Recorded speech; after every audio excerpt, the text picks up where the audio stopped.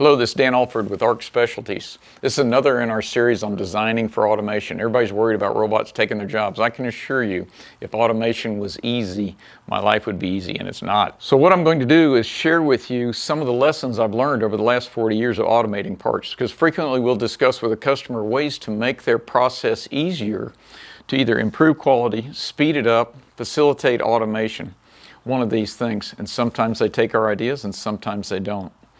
And I wanted to share some of these applications with you. Today I want to talk about joint design. Specifically, I want to talk about keyhole welding. It's an underutilized welding process, but I'm concerned that whenever I talk about keyhole welding, people get excited and want to apply it to everything. So I'm going to talk to you about the limitations. So first, let's talk about a normal weld joint. So this is a cross section of a normal weld joint. We want to try to weld these two pieces together. You bevel them like this. You make a root weld in the bottom, and then you hot fill and cap it like that. And that's traditional, it works fine, but what do we have here? 7 different welding passes to make this joint. And this first one in the root is very challenging because we're trying to penetrate into the root all the way to the back side. So it works. This is the way you weld pipe. This is commonly done. Wouldn't it be nice though, if instead of a bevel, if I could do something like this? Simply stick 2 pieces together like that and then make a weld that penetrates from a single side. What's the advantage of this? Little or no filler material. I'm doing in 1 pass instead of 7 passes.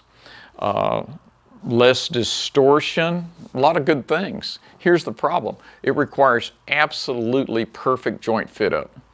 We can't have any gaps in between the 2 parts. And that's the problem with keyhole welding. If you're going to tackle any project with keyhole welding, be prepared to machine all your joints.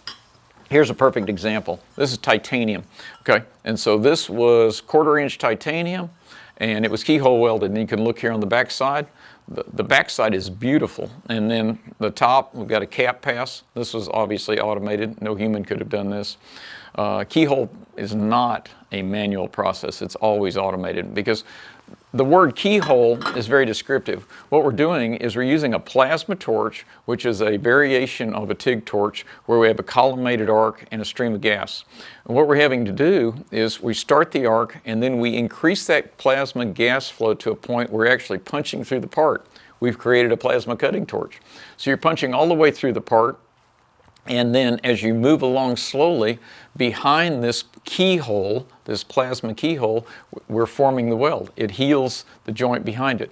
But you can actually look through this hole in real time. It's punched all the way through. So it's an interesting process. It's kind of like cutting, but it's very much a welding process. So keyhole works extremely well, but it requires automation and it requires extremely accurate joints. And in my opinion, it's probably not useful in anything more than 3/8 of an inch in thickness.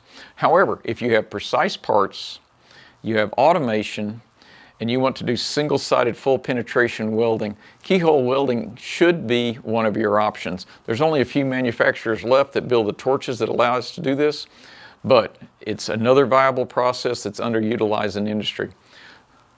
I hope this is a benefit to you. I look forward to seeing you on other episodes in the future.